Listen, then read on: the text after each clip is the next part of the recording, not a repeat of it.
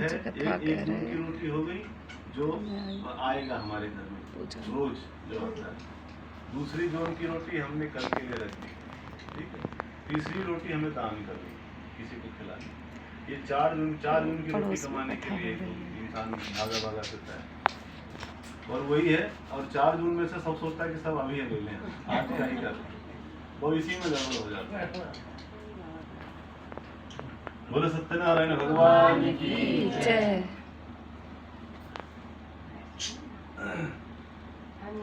चोरी का धन उन दोनों वैश्यों के नाम में रखा देखा तो राजा के जो दूत हैं उन दोनों वैश्यों को पकड़ लिए और पकड़ कर ले जाने लगे। उन्होंने बहुत मना किया कि हम चोर नहीं हैं, परंतु राजा नहीं माना, राजा के दूत नहीं माने, उसे पकड़ कर ले गए। ले जाकर के राजा के पास जाकर बोले कि ये 2 चोर हम पकड़ कर लाए हैं, देकर आज्ञा दें। तब राजा की आज्ञा से उन दोनों वैश्यों को कठिन कारावास में डाल दिया गया और उनका सारा धन छीन लिया। भगवान सत्यनारायण के श्राप के द्वारा उनकी पत्नी घर पर बहुत दुखी हुई। घर पर जो धन रखा था सब चोर चुरा कर ले गए। शारीरिक व मानसिक पीड़ा, भूख और प्यास से अति दुखित होकर के अन्न की चिंता में यानी भोजन की तलाश में पुत्री कलावती इधर उधर भटकते हुए एक ब्राह्मण के घर के पास से गुजर रही थी। वहां उसने देखा कि ब्राह्मण के यहाँ घर में कथा हो रही है, तो उसने जाकर के वहां बैठ कर के कथा सुनी और फिर वहां से प्रसाद आदि लेकर के भोजन आदि करके और फिर वो घर आई। परंतु देर हो गई, तब तक काफी देर हो गई। देर रात घर आते ही उसकी माता ने उससे पूछा कि हे पुत्री, तुम देर रात तक तू कहाँ रही, तेरे मन में क्या है? पुत्री कलावती बोली कि हे माता, मैंने एक ब्राह्मण के घर में भगवान सत्यनारायण जी का व्रता पूजन होते हुए देखा है।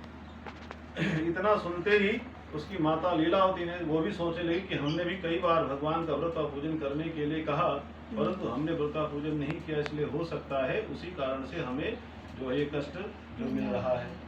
कई बार हमें कष्ट हो तो हमें अपना पीछे झांक कर देख लेना चाहिए कि हमसे गलती कहाँ हुई, क्योंकि गलती हमसे ही होती है और उसी गलती का परिणाम हमें आगे मिलता है सुख या दुख के रूप में।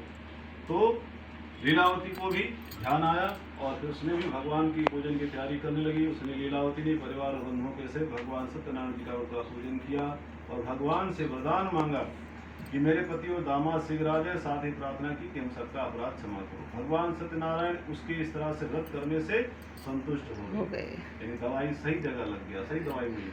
सही बात है। दवाई डॉक्टर भी तो अंदाजे लगाते हैं कि ये बुखार चढ़ा है, इतना डिग्री है तो ये दवाई काम कर जाएगी, इसको दे दो। भगवान संतुष्ट होकर के जाकर राजा चंद्रकेतु के स्वप्न में दर्शन देकर कहा कि हे राजन, जिन दोनों वैश्यों को आपने पकड़ रखा है वो निर्दोष है, उन्हें प्रातः ही छोड़ दो। उनका सब धन जो तुमने लिया है वापस लौटा दो, नहीं तो मैं तेरा धन राजपुत्र आदि सब नष्ट कर दूंगा। राजा से इसे स्वप्न में कह करके भगवान स्वप्न से अंतर ध्यान हो गए। प्रातः काल राजा चंद्रकेतु ने सभा में अपने स्वप्न के बारे में सबको बताया तो सभी ने उन दोनों वैश्यों को छोड़ देने की सलाह दी। तो राजा ने उन दोनों वैश्यों को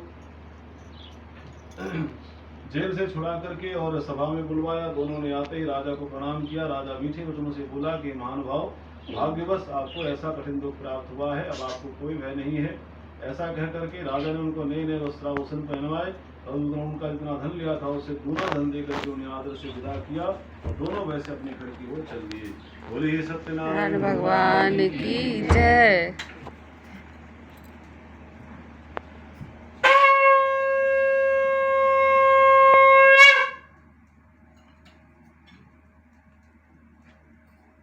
सत्यनारायण भगवान की जय। श्री सूर्य जी कहते हैं कि वैश्य ने यात्रा मंगलाचार आदि करके अपनी यात्रा को आरंभ किया, अपने नगर की ओर चल पड़ा। अपनी नगर की ओर थोड़ी ही दूर निकला था कि भगवान सत्यनारायण जी ने साधु वैश्य की परीक्षा लेने का विचार करते हुए एक साधु महाराज का रूप धारण करके जा करके साधु वैश्य से पूछा कि हे साधु वैश्य, तेरे नाम में क्या है? अभिमानी वैश्य हंसते हुए झूठ बोलते बोला कि साधु महाराज, आप क्यों पूछ रहे हो? क्या धन लेने की इच्छा है?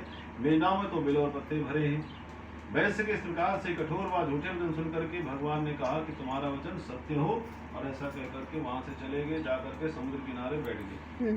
साधु महाराज के चले जाने के पश्चात वैश्य ने नित्य क्रिया करने के बाद जब नाव में जाकर देखा तो नाव में धन दौलत की जगह बेलपत्र देख करके वो मूर्छित होकर के जमीन पे गिर पड़ा और मूर्छा खुलने पर वो अत्यंत शोक प्रकट करने लगा और सोचने लगा कि सब मेरा धन धान बेलपत्र कैसे हो गया। तब उसका दामाद आकर बोला कि आप शोक ना करें, ये साधु महाराज का श्राप है, क्योंकि आपने उनसे झूठ बोला था। अतः हमें उनको ढूंढ करके उनके शरण में चलना चाहिए, तभी हमारी मनोकामना पूरी होगी। दामाद के वचन सुन करके वो अत्यंत भक्तिभाव से नमस्कार करके और जा करके जो साधु महाराज वहाँ बैठे हुए थे समुद्र तट पर, उनके चरणों में गिर करके नमस्कार करके बोला कि मैंने जो आपसे असत्य वचन कहे थे, झूठ बोला था, उसके लिए मुझे क्षमा करें। और ऐसा कह करके महान शोकातुर होकर के वो रोने लगा। तो साधु महाराज भगवान बोले कि हे वैश्य पुत्र, मेरी आज्ञा से बार बार तुझे दुख प्राप्त हुआ है। तूने मेरी पूजा करने के लिए तो कहा, परंतु व्रत का पूजन नहीं किया, इसलिए तुझे ऐसा कठिन दुख प्राप्त हुआ है। साधु वैश्य बोला कि हे भगवान, यह सब आपकी माया है। माया के वशीभूत होकर के आपको इस ब्रह्मा आदि लोग भी, जब ब्रह्मा आदि देवता भी आपके स्वरूप को नहीं पहचान पाते हैं, उनकी आपकी लीला को नहीं समझ पाते हैं, तो हम तो अज्ञानी हैं। ये भगवान की लीला ही है माया। धन संपत्ति, मोह माया, धन दौलत, बेटा बेटी बहू, सब भगवान की, सही बात है। ये सब माया है। माया का मतलब जो आज है कल ना रहे। अब किसी को पता है कि आज है तो जिंदगी भर रहेगा, पूरा साल करोड़ों वर्ष जिएगा? नहीं, सबका जाना है। इसलिए इसको माया जो नष्ट हो जाए, जो गायब हो जाए, आज है कल ना रहे। और इसी माया के चक्कर में लोग बेटा बाप को भूल जाता है, रिलेटिव भूल जाते हैं, इंसान को भूल जाता है।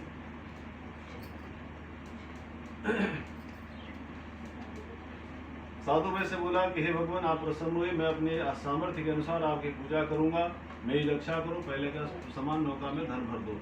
उसके भक्त ये तो सुन करके भगवान प्रसन्न हो गए और जाकर और उसने देखा तो उसका जो नौका थी वो सब धन से परिपूर्ण है। फिर भगवान सत्यनारायण जी का